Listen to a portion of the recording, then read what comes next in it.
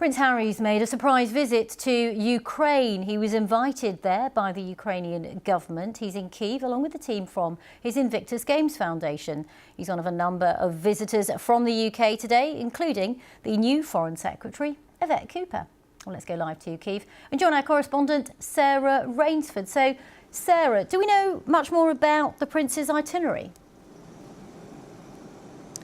Not a huge amount about his exact itinerary just yet. We'll get details a bit later today. But certainly we know that he was invited by a group called Superhumans. Now, this is an organisation that has been working first and foremost in Western Ukraine, but to help the very many soldiers and civilians who've been injured here in Ukraine since Russia's full-scale invasion, particularly those with life-changing injuries.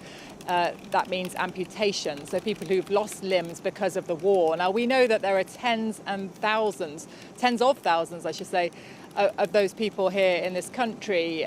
There's no precise numbers because Ukraine doesn't say how many military casualties there have been, but it is a big issue here, and Superhumans is one of the biggest groups. So Prince Harry is visiting them. We understand he'll meet some veterans that have other engagements too. It's coming, though, at a time when Yvette Cooper, the new Foreign Secretary, is also here in Kyiv. She has said that this is to display Britain's ironclad support, as she put it, for Ukraine, specifically at a time when Russia has escalated its aerial attacks on this country, so sending huge numbers of drones into Ukraine on a regular basis, and of course missiles. And we know that Yvette Cooper, the Foreign Secretary, will also visit the Cabinet of Ministers building. That's the government headquarters basically here in Kyiv, which was hit directly by a missile over the weekend in the early hours of Sunday morning. And that was quite a significant moment, I think, not just because of the building that was hit, but also because it showed the vulnerabilities of Ukraine's air defences as Russia's attacks have escalated.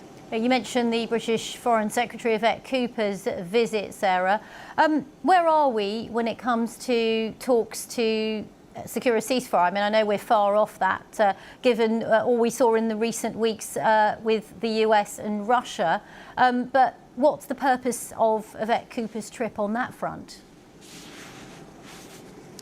There are no talks. There is no ceasefire. I mean, that's obvious if you spend any time here in Ukraine. Nothing has changed on the ground. There have been, since Vladimir Putin got the red carpet treatment in Alaska and Donald Trump tried to encourage talks directly between Putin and Volodymyr Zelensky here in Ukraine. Since that time, in fact, Russia's attacks have escalated. And talk to any politicians or any people here, and they will say that that is deliberate by Vladimir Putin. It's his response to the efforts to bring peace. He doesn't want peace. They say he only wants Ukraine's capitulation. So I think that's the context in which Yvette Cooper is here, the Foreign Secretary. She has actually said that she's here to show British and European and Western support for Ukraine at an extremely difficult time. But frankly, there is a sort of sense here that in terms of progress towards peace, there is no progress. Nothing is changing. And of course, just a couple of days ago, we saw Russian drones entering NATO airspace, so crossing the border